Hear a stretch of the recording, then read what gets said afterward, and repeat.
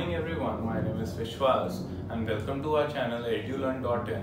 We are going to study about life processes. That's chapter 6 of our NCERT books in case of class 10th. So what are life processes?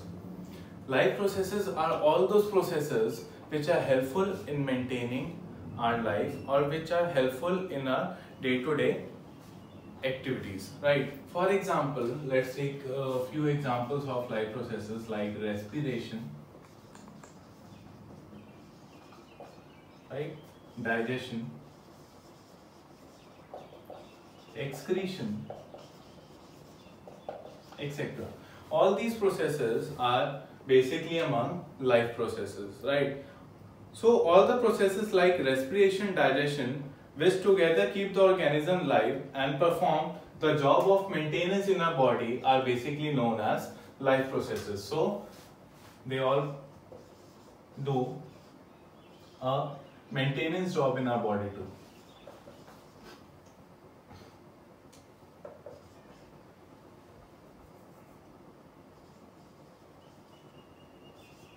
Maintenance job in our body.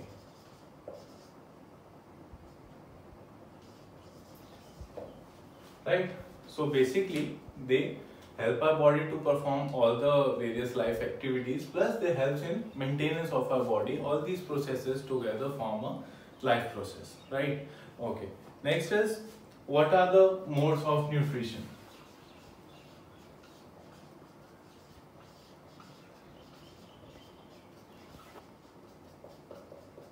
So in a life process, whether it's plants, whether it's animals, so there are various modes of nutrition. The first one is plants are autotrophs.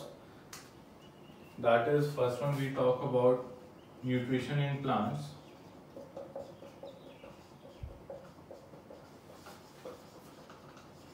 Then we will compare about nutrition in animals.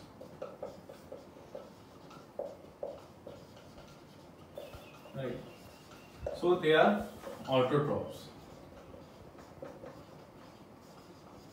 and they are heterotrophs.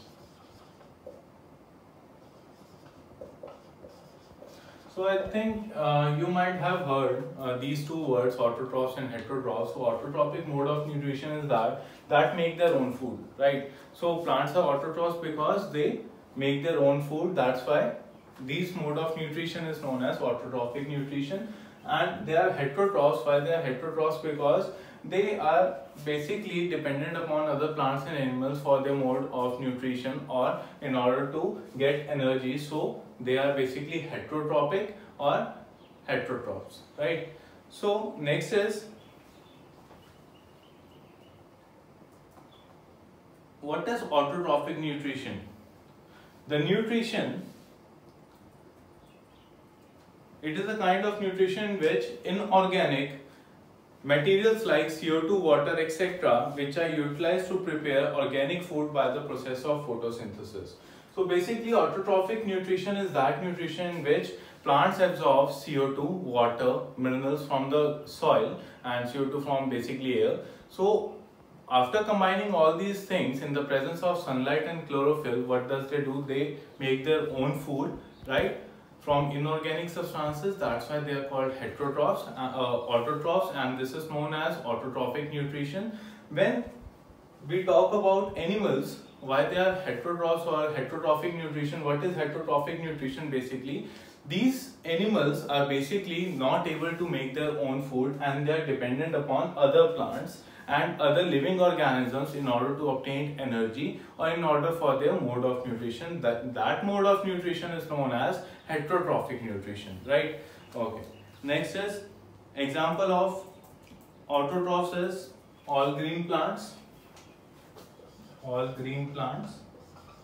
And example of heterotrophs are human beings and animals. Right?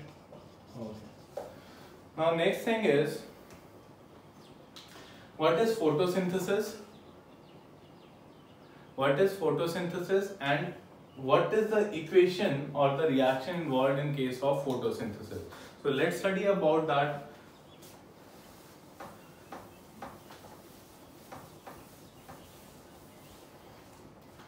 Now we are going to study about photosynthesis.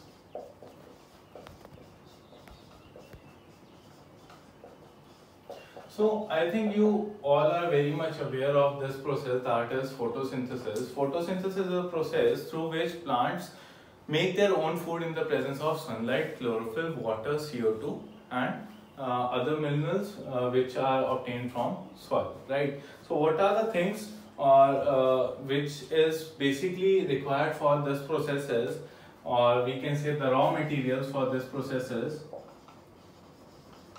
First one is sunlight. Second one is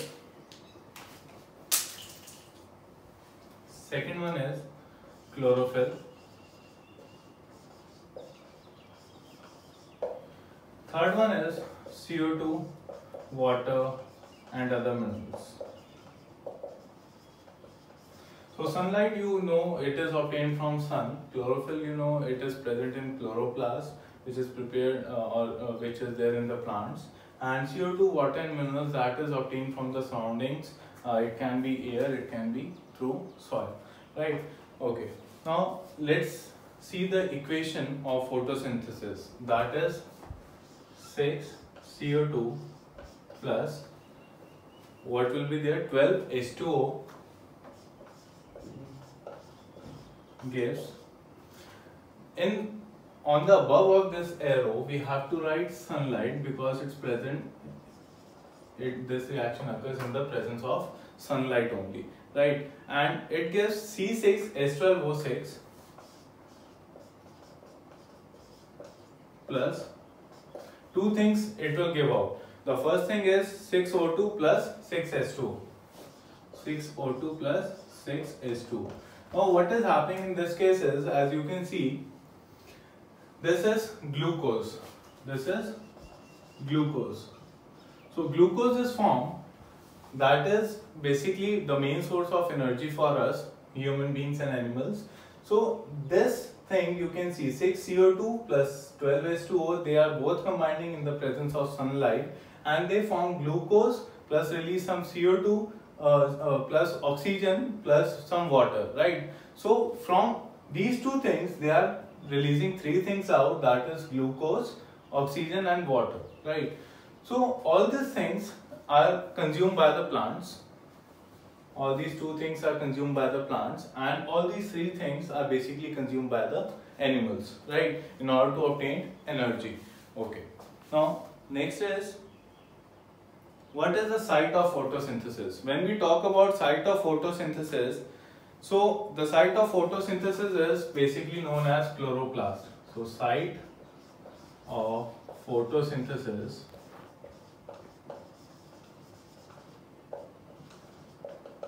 is chloroplast, right?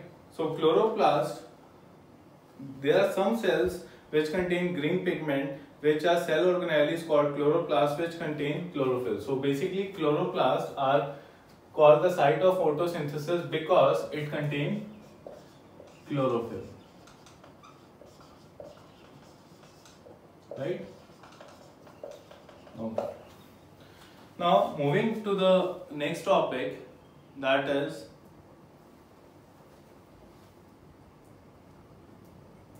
how plants release gases like oxygen, or plants release water, or plants release excess amount of CO2 which is present in our body. So let's see how they used to do this thing. So you might have heard in the previous classes about stomata.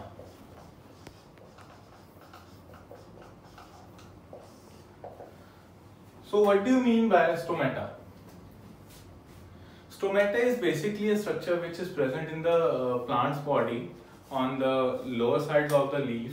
So what happens through this stomata is, stomata basically helps to release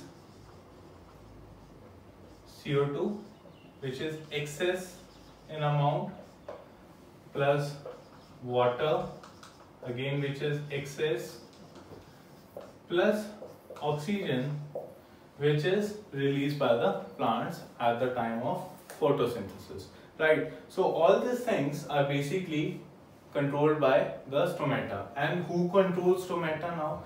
So opening and closing of stomata is basically done by guard cells. So opening and closing of stomata is controlled by guard cells.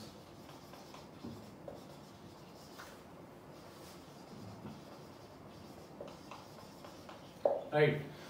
So in this case, as you can able to see, opening and closing of stomata is controlled by guard cells. How come it happens? Suppose stomata is a structure, this kind of structure I am drawing over here.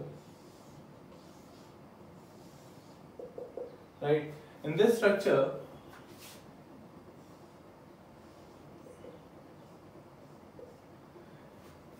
as you can see, there is some opening.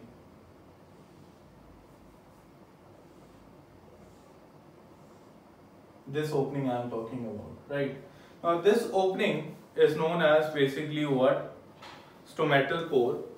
This opening is known as stomatal pore. And these two things which I am shading is known as guard cells. So what happens is, when we talk about guard cells, when there is excess amount of CO2, minerals or water which is present in the plants, these guard cells used to have or get some pressure from inner side of the plants, and that pressure helps in swelling up of the guard cells. When the guard cells swell up, what happens is the stomatal pore used to open, and when there is some decrease in amount of CO2, water and other nutrients in the plant's body, so that guard cells do not swell up and they used to remain closed, and due to which the stomatal pore remain closed. So in this video we have learned about some nutrition part of plants and animals. Basically plant only we have done today, and little bit part of animal we have done. So in the next video we will come up with some parts of animals also, and basically the nutrition in human beings. So thank you and have a nice day. Be safe, be at your home and study hard.